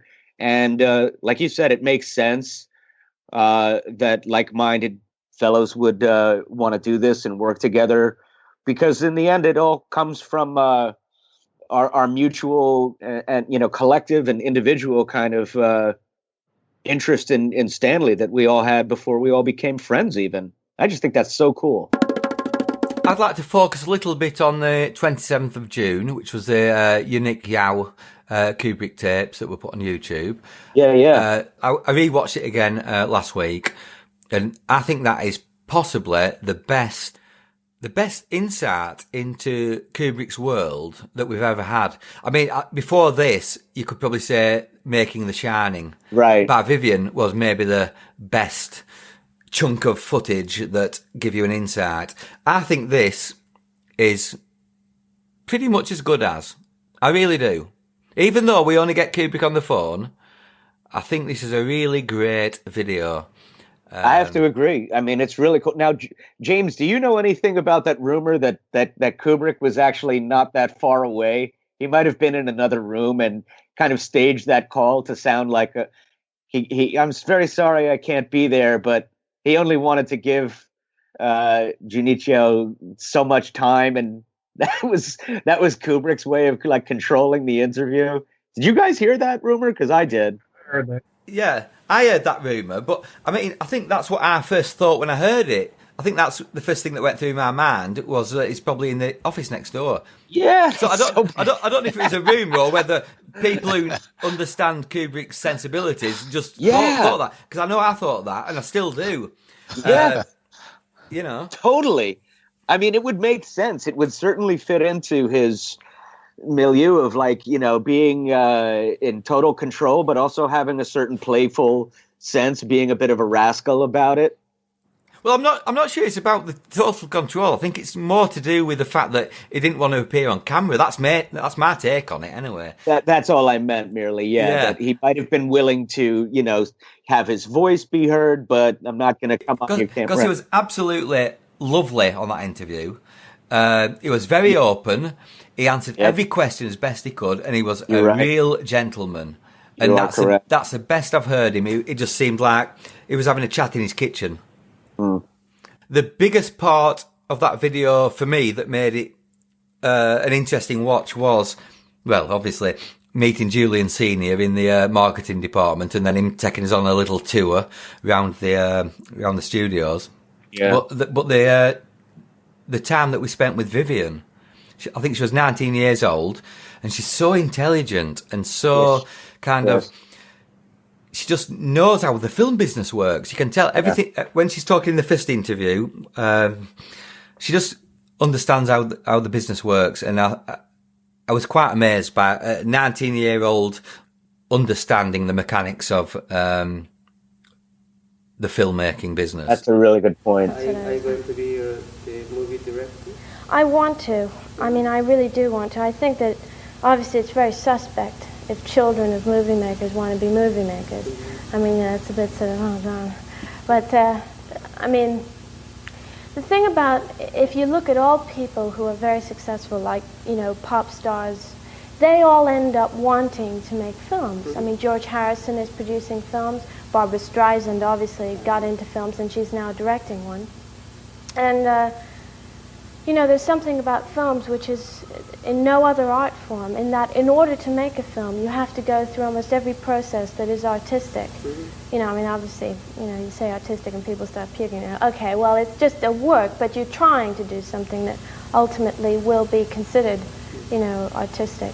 And, you know, there's art direction, there's costume, there's makeup, there's acting, there's writing, there's cinematography, there's, you know, everything you can think of. And, you know, because I wouldn't consider myself a, you know, like a physics teacher or a, you know, astronomer, you know, it seems the most intelligent thing to do is to get into films. Because, I mean, I've always been interested in photography, and I've always spent practically all my life with my father. You know, unlike, you know, many people who are in the film business, he is, you know, this sounds, you know, corny, but he is probably one of the few people that I know that really does keep his family life total. You know, it's not flying off here and going there and bye kids, see you in 2 years. You know, because every film that he's ever made has always been near home, and it's always been, if we've ever gone anywhere, we've gone with him. And so, as a result, I've always been on films. I mean, I went on to 2001 when I was 6. I mean, that's basically how I got to be in the thing, because I was just, you know, walking around the studio doing nothing. And, you know, I mean, films are fascinating. I mean, that's why people, you know, write millions of books about it, and there's nothing but people talking about films, because it is, you know, incredible. The whole concept of movies is incredible. The fact that people turn out to be enormous stars, you know, gods and goddesses, even though they shouldn't really be. People build them up so much in their minds that they become that. Films are an incredible phenomenon. I mean, I don't think anyone could have believed that it would have turned out the way that it did when they started. You know, people think that films are sort of, you know, incredibly mechanized and organized and everything. And I don't think people realize how compromising films are. You know, the fact that, oh my God, we forgot to shoot that today. Well, you know, that's it. How about, so I'm going to come to the lightning round now for July and possibly August. July 6th, go. The show Comedians in Cars Getting Coffee, hosted by Jerry Seinfeld. Season 10, Episode 7, visited Clockwork Records in New York. On the 9th of July, and then again a week later, we had the chance to speak to Leon Vitali for at least 7 hours over the course of 2 different calls, and those are going to be forthcoming. So then on the 15th of July, big news when it was announced that a screenplay written by Kubrick and Calder Willingham for a film called Burning Secret had been found. That was big. Then on the 23rd of July, again, we're doing lightning round here, Film Worker. The story of Leon Vitali was released on DVD on the 30th of July. The Traverse Film Festival names their venue the Kubrick. Also in July, the company known as Master Replicas Group announced that they were going to release HAL replicas as a commercial product available. That's just July. Yeah, the Traverse Film Festival is the festival up in Michigan. I forget the name of the city. Where it's Michael Moore's festival in Michigan, and I know in the past, I think Katharina went years ago, but this year they showed Film Worker, and Leon went, and Leon was interviewed there, and for that the main theater, in a film festival, it's in a town, and they show things in several theaters, and they usually have a central main theater, and they just renamed it. I don't think it's permanent. I think just for the event they called it The Kubrick, and they made a really cool promotional video for it. Like there was a little kid on a bicycle, always things like that, which is really cool. Yeah. Well, I want to plug Film Worker as the greatest event of the year for me. Even though it was released for the film festival last year, they made changes to it in between then and when they released it again when we all met Leon, and those changes really solidified it. Were they addicted, or I didn't know about that? They just polished it. Yeah, they polished it up with some different music, and I'm not even sure what it was, but it just made it more of a cohesive story. It was a significant improvement, and such an important film. And of course, we have been following it on SKAS, and Elizabeth Yaffe has been telling us about all the awards it's been winning. A rollout of a film takes a long time. It was really awesome. And to be at the Metrograph back in May with you, and we're sitting there and watching the documentary, and you had seen the rough draft, as it were, I know, towards the end of 2017, and you did get to meet Leon then. You shared your picks to SKAS, and also the moment when I was just sitting there in the theater knowing there was a Q&A coming, and Alec Baldwin came out to moderate, and you always know that he's a big Kubrick fan, and it was just cool of him to come out for that event. We know he loves 2001. He speaks ebulliently of it in interviews whenever he's asked about Kubrick. But, the guy didn't have to show up for Leon. I just, sat there thinking, oh, that's cool that he did. August, come she will. Did anyone else want to say anything else about July? No. The master replicas? Good. Anybody want to talk about August then? It's a good August. Let's talk about August. We had some cool things in August, didn't we? Well, we had the staged reading of the Napoleon script, penned by David Serrero. Oh, yeah. Mark was there with Scott Scheckman. It was at this very picturesque, I think, again, it was a Jewish temple, but just lit with great decorations. And David Serrero is an opera singer, so he sang a lot, and he got a bunch of actors. This is the kind of thing he seems to do with different properties, but he had a special interest in Napoleon before he learned that Kubrick had actually done a script for Napoleon. Interesting. And it really got me excited to hear a live performance, and much more than if I had just read the script, to hear it read, which he did just, was faithful to the script other than him singing. He picked out a lot of songs. But it got me excited as to the research that Kubrick put in, and also the idea that the greatest film never made was, in effect, Kubrick's Waterloo. There's a parallel there. Right. And I think eventually Kubrick had such an interesting life. I mean, aside from his achievement, he was just an interesting guy. And I would like to see people start to, now that he's been demythologized, to remythologize him as just a great artist. Yeah. And how can you tell his story in a way that makes his films even the achievement of his films even greater?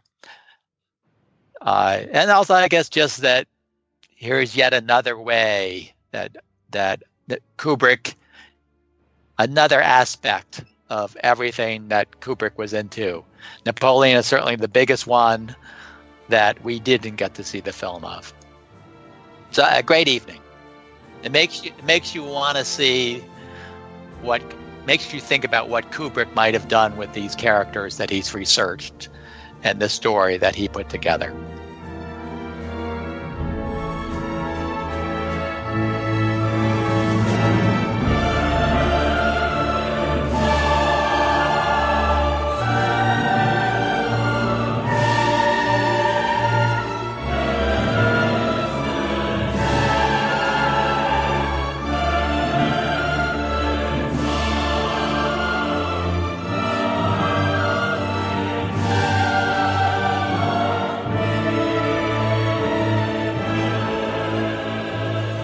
We talked about what happened on the 24th of August, which was the theatrical release of 2001: A Space Odyssey in IMAX theaters in North America.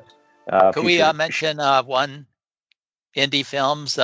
Another favorite podcast was Kubrick by Candlelight. Was that part of this year? No, that was 7. I checked before. Was that the year before? Yeah, when I was doing the research. 2017 was actually just as eventful. Yeah. Maybe a tiny bit more, or maybe they're about even as 2018. Yeah. Which could mean a few. It could mean that I wasn't paying attention from 2016, or I think there's just really an uptick in there's a Kubrick uptick.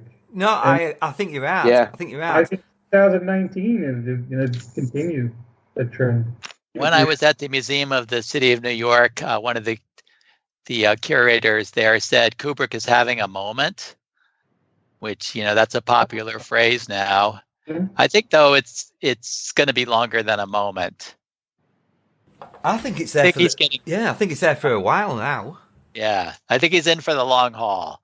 Kubrick's Candlelight was definitely 2007, because I was gonna I said, "Oh, Kubrick," and I looked it up. Oh no, 2017. And I actually did watch that one. That was me and Jason and Stephen were talking about the music recently. But we were talking about there was this music in there, and I said, "Hey, this music is so good." And I looked it up. It's this obscure 70s band I never heard of. And oh yeah, that was in the podcast. Cromwell. Yes. Brilliant. What a brilliant band. I listened to the whole album. What a great band. Yeah, I downloaded the whole album. I found it on YouTube. It was really good. It reminded me of T-Rex. It kind of. Yeah. Love it. Why did we not get to see it in the U.S.? Even now, it's still never been shown in the U.S. What's never been shown? Kubrick by Candlelight. Yeah, it was on the indie film circuit. It'll probably end up being on Amazon Prime or something in the near future. I'm friends with David O'Reilly on Facebook, and I'm pretty sure he has posted like that it went to Washington, D.C., it went to Chicago. No, it's on the festival circuit, but it's not available to the normal viewer at home. Right. All right, well, not in New York. It has been shown in theaters in the States, hasn't it, Stephen? I'm not crazy. I don't know. I think you are crazy, but I don't know about the... That's what I'm saying. I haven't seen any. I know, that's what I'm saying. Bloody well right. Anybody who can do as good an impersonation of Stephen Bloody Rigg as me, it's got to be bleeding crazy. Hey, Stephen, I know who to get to do your life in a film. If they have, he both looks and sounds like you. Who? Dominic Monaghan. Do you know who he is from? Remember in Lost? Remember the TV show Lost? Let me look him up. Dominic Monaghan. I know the name. I'm sure I know the face. Dominic Monaghan. I know the autobiography I wrote. What? Oh, not the guy from bloody Lord of the Rings. Yeah. Stephen's not pleased about that. Why not? Good looking guy. He dated what's her name from Lost. He went out with I don't know her name, the lead actress. No, I don't mind. I think that looks about. Yeah, I can see it. He's got that special nose, hasn't he? He's got a special nose like me. It sounds like it too. I used to love Lost until the last season. He was in a relationship with Lost co-star Evangeline Lilly. Oh, you bastard! Good on you, Stephen. Well, I'm glad that I look like that elf. Yeah. Riggsy the Hobbit. Riggsy the Hobbit. I just want to do the voiceover when they make the movie. In a town in the north of England, one man had the audacity to launch a podcast while looking scarily like Dominic Monaghan.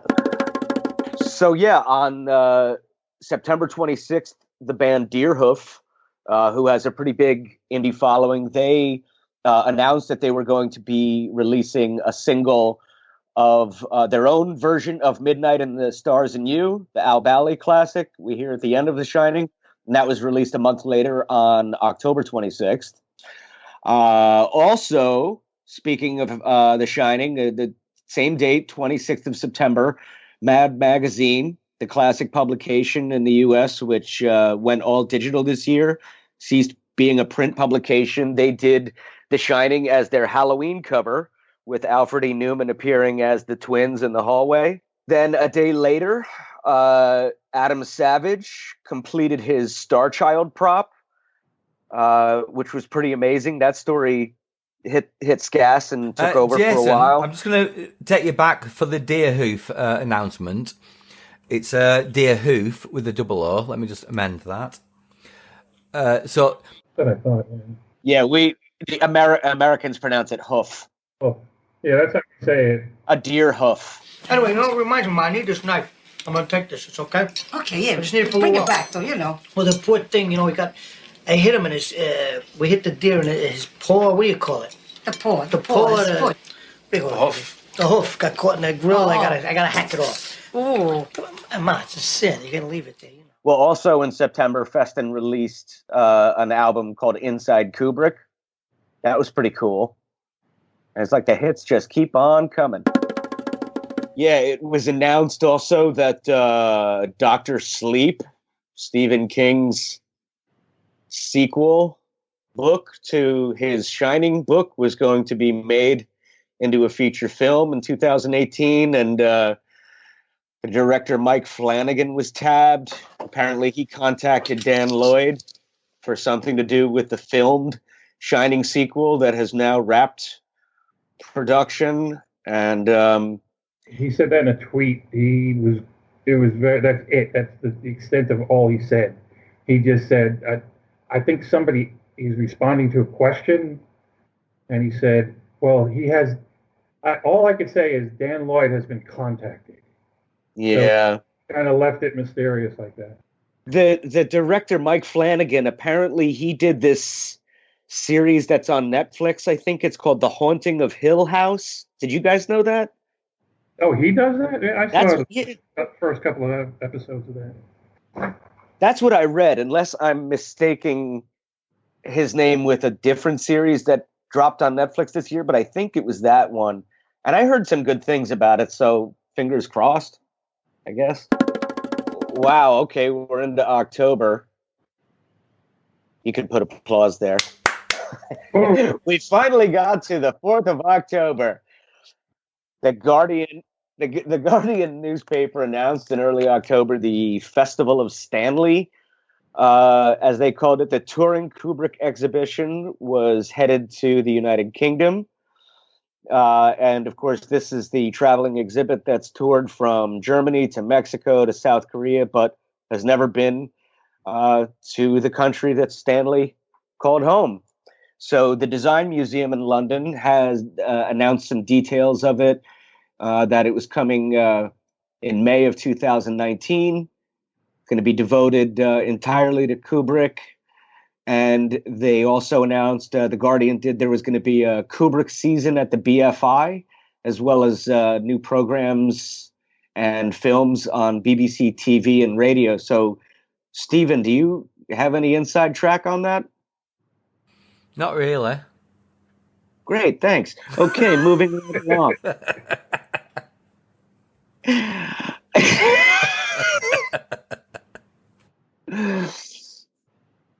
On the 13th of October, there was a showing at the Museum of the Moving Image where Mark and I got to hang out again, and Keir DeLay was there, Dan Richter, and author of Space Odyssey, Michael Benson. Mark and I got to meet Professor Benson and speak with him, and he said he's going to come on the show. And also who was there, who was moderating the group, I want to give a shout out to Dr. Heather Berlin, because I reached out to her, and she said she's going to be happy to give us an interview. And she's one of the leading neuroscientists in the U.S. right now, and she was an extremely adept moderator on the stage, kind of juggling the thoughts and insights of Keir, Dan, and Mr. Benson. And because she does a lot of research into artificial intelligence and projected pathways for where all of this might be going as it relates to neuroscience. But no, I have kind of like a passing interest in the subject of artificial intelligence and where this is all going, because we're definitely at the dawn of that era. And I'm personally not convinced that it's going to yield just amazing benefits for the human race. But I'm not entirely sold that it's a doomsday for us either, or any kind of death knell for human individuality to have to incorporate AI into our daily lives. And I think the generation behind ours is going to have to contend with that a lot more than guys like us who are in our 40s, 50s. But I am fascinated by that, and I am glad to be kind of in over my head during the talk with Dr. Berlin whenever we get there, because I have a lot of questions, and I think she's going to be a great guest and have a lot of really cool insights, specifically as it relates to where we're at now and where it kind of began to enter the public consciousness with 2001, A Space Odyssey 50 years ago, and the concept of an AI turning bad. And the moral and ethical dilemma is, was Hal really bad? If he was programmed by humans and then he wants to kill all the astronauts, is it the computer's fault? Is it the AI? Like, I find that kind of thing endlessly fascinating, and I'm definitely looking forward to that show next year. Yeah, hell yeah. On October 30th, it was released on Amazon. Finally, the 2001 Space Odyssey 4K Blu-ray, and if you ordered it in advance on Amazon, you got it that day. If not, you got that holdup that we were mentioning before. On the 1st and 2nd of November, there was the Clockwork Symposium with Matt Melia at the University of the Arts in London. We spoke to Gerald Fried, Stanley's early composer and friend, on the 11th of November. And the next day, the voice of Hal, Douglas Rain, a highly revered Shakespearean actor from Canada, known to most of the world as the voice of Hal 9000. He passed away. 4 days later, we lost Pablo Ferro, who did the iconic titles for the title cards for Dr. Strangelove and A Clockwork Orange, and of course the Ferro family and their kids were friends with the Kubricks. Pablo Ferro didn't just do the title sequences for those two films; he also did the trailers. Thank you. Right. Ermey. This is Pablo Ferro.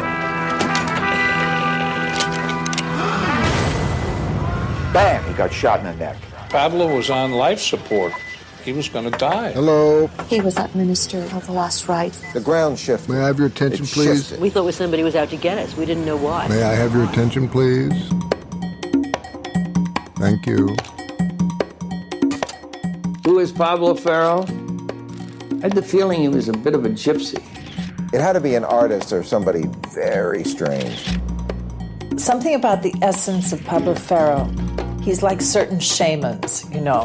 He's a true artist. He's like a walking work of art.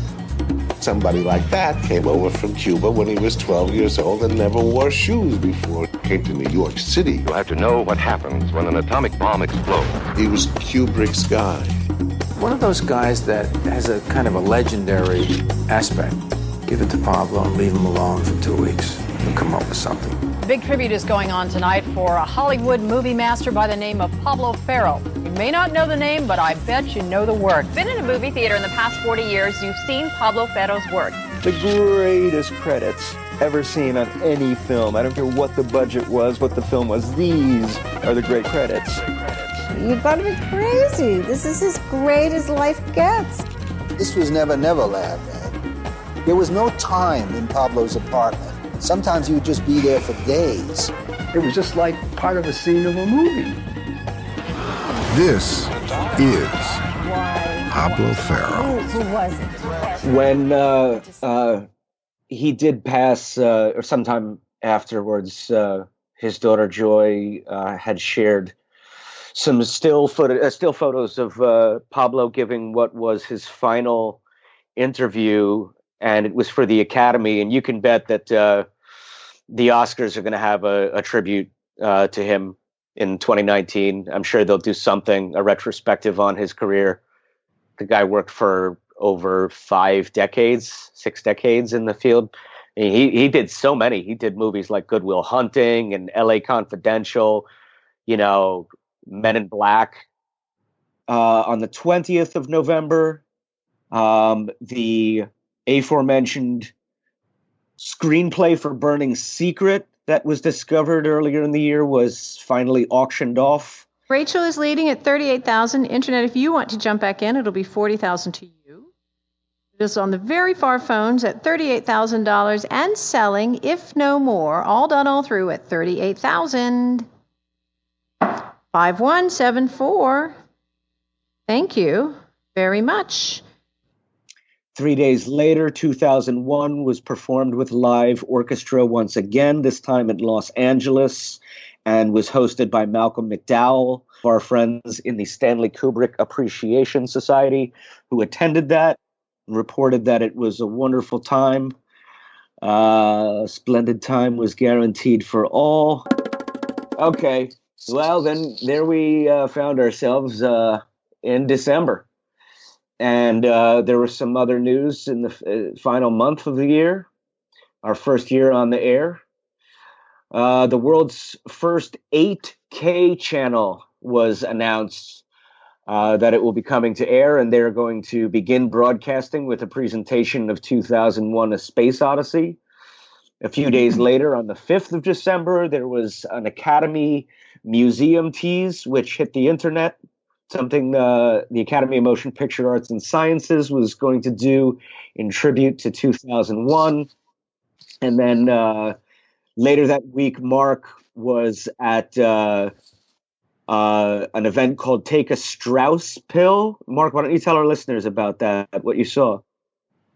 Oh, yeah. So that was the culmination of 2000 at 50 Fest, done by Keith Bizak and his wife Lenora, and they commissioned a completely new score for 2001, and some of the composers were there, and it was really mind-blowing to have 2001 without either Thus Spake Zarathustra or the Danube Waltz. Just extremely interesting. They did, because the way they set it up as the experiment, there's 20 different composers, and each composer has a different sensibility, and it's hard to go from one sensibility to another and get used to it. The most effective part for me was the Stargate, where it was just one guy took it all the way from the start of the Stargate sequence through the hotel room. Also, they scored a little bit that did not have a score before, and extremely interesting. I thought it was a great success. And they're going to try to do it again at a different venue with an even better sound system in early 2019. Very cool. Wow.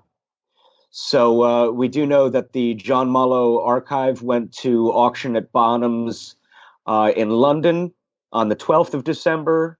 Mr. Mullo was a costume designer who worked on Star Wars, the original Alien, Barry Lyndon, and Napoleon, as well as Gandhi. Lot 5. Well, the renowned Kubrick's unfinished production of Napoleon, drawings and designs for it here, and we start with interest coming in at £7,000 at 7. At £11,500, are we now selling to you online? I think we are at 11,500 online. At 11,500, everyone out. It's going at 11,500. Thank you very much. 5011 online. Lot number 6 now. Another interesting collection from the Napoleon film of production documents here. And bids in at 2,000. Yes, 2,000. 2,200. Up in the sky at £3,800 then. Selling to you online at 3,800. Are we done in the room? Everyone happy? At 3,800. Then it's going to you online at £3,800. At 3,800. Well, I guess, Stephen, our last proper interview of 2018 happened on the 11th of December, and we spoke with Michael Tarn, the great actor who was, of course, the youngest Droog in Clockwork Orange, who played Pete. I know that was a big bit of fun for you because you are the biggest Clockwork fan that I know. Okay, so yeah. On some of the items you mentioned for December, I think that 8K channel is Japan, and I don't know what 4K means, so I'm twice as confused what 8K means. And the Academy tease was the Academy Museum in Los Angeles. It was supposed to come out in 2017, and it was supposed to be 2018, and eventually, right. I think they're saying 2019 now. And they bought what was the thing that they bought in that auction a couple years ago? Oh, the Ares 1B. Right. So they did a little tease of various things. It wasn't specifically about 2001, but it was about various things that are going to be on display in the museum, and they showed right. the Ares spacecraft. We've definitely had an amazing 2018. I just want to say, from the heart, thank you so much to you guys, Stephen and James and Mark. It really is something I'm really proud of, to be involved with you guys and doing this show. And you know, especially to thank all the people who tune in and listen and have taken an interest in the show that we love bringing you guys so much. We've got a lot of guests lined up for 2019. Well, we mentioned Alan Bowker, our friend Alexander Pietrzak, Dennis Gonzalez. We interviewed Marshall Allman, who did the fan edit called Eyes Wide Cut. We spoke with Shirley Jaffe, who owned the house where Alex and the Droogs break in. Of course, the late Pablo Ferro will be bringing you that, as well as a special multi-part interview with Leon Vitali himself. Michael Tarn, as we mentioned, we just spoke to.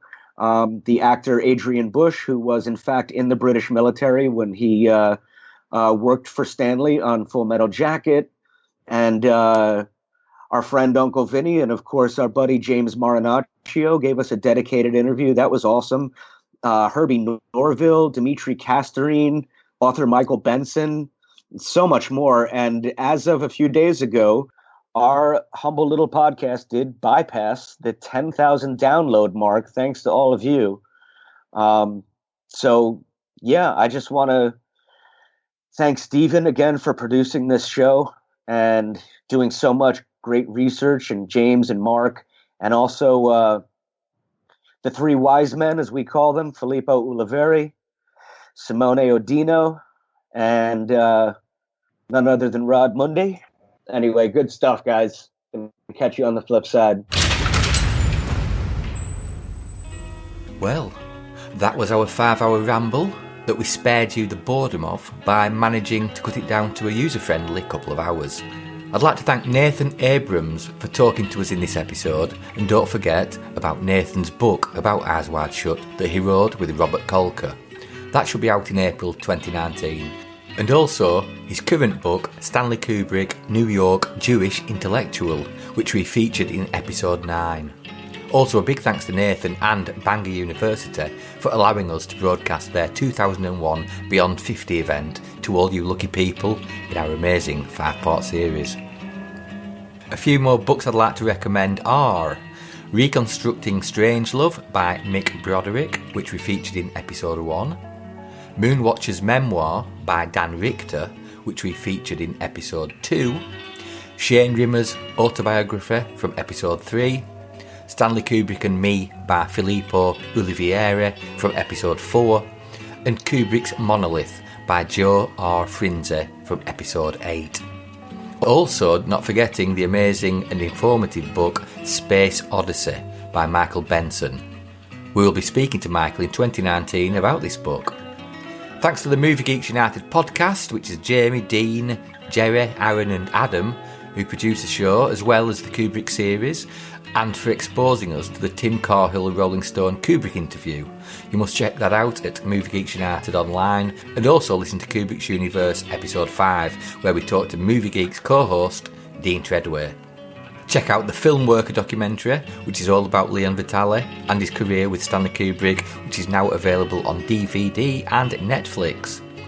We'll be broadcasting a 6-part interview with Leon in 2019, and also look out for David O'Reilly's fantastic short film Kubrick by Candlelight, which we featured in episode 6. Thanks to David Morley, who spoke to us in a lovely interview about his time working on Barry Lyndon in episode 10, and the inimitable Derek Lyons, who entertained us with his tales of working on The Shining and many other classic UK-produced films in episode 11. What a couple of geezers. Goodbye, farewell, auf Wiedersehen, ta-ra, to Kubrick alumni Arlie Ermey, Douglas Rain and the amazing Pablo Ferro, who all left us this year. We spoke to Pablo in 2018, and he will be featured in an upcoming episode of the show. Competition time. If you can cash your mind back to the start of the show, we played 13 Christmas tracks. If you can name the songs and or the artists, please email us with the answers, and whoever gets the most correct titles will win a personally signed photo print from Full Metal Jacket's private joker himself, Matthew Modine. The signed print was kindly given to us by Matthew's friend and colleague Adam Rakoff, who appeared in our episode 7 podcast. I will also put details of this competition on Facebook at the Stanley Kubrick Appreciation Society.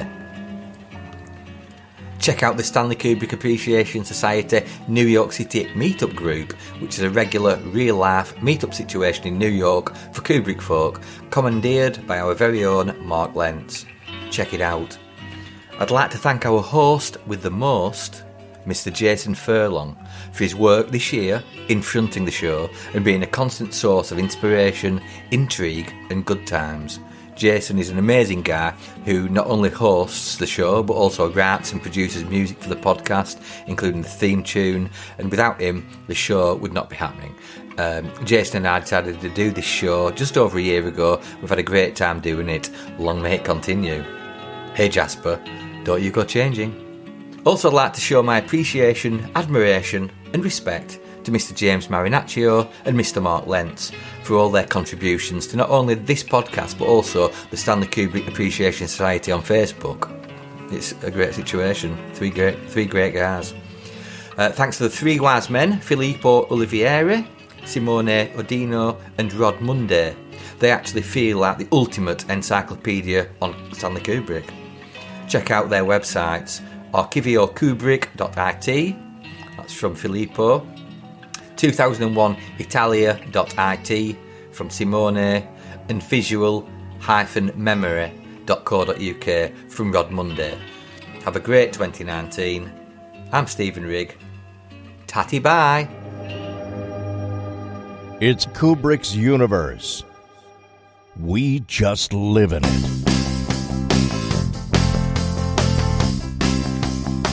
We have taken very thorough precautions in this podcast against broadcasting anything which might only be attributed to human error. Thank you for listening to the Stanley Kubrick Podcast. Come back soon.